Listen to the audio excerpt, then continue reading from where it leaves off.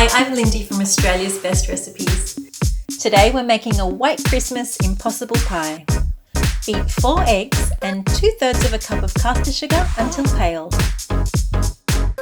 Beat in 100 grams of melted white chocolate, 125 grams of melted butter and 2 teaspoons of vanilla essence.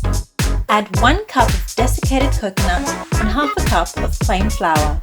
Pour in 2 cups of milk and beat until just combined. Pour through half a cup of dried fruit.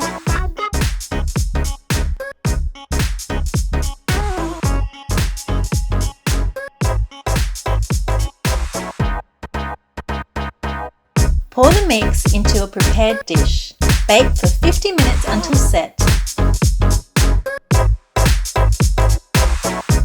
This festive version of the traditional impossible pie is studded with dried fruit that sinks and becomes part of the base. For more from our community of home cooks, visit bestrecipes.com.au.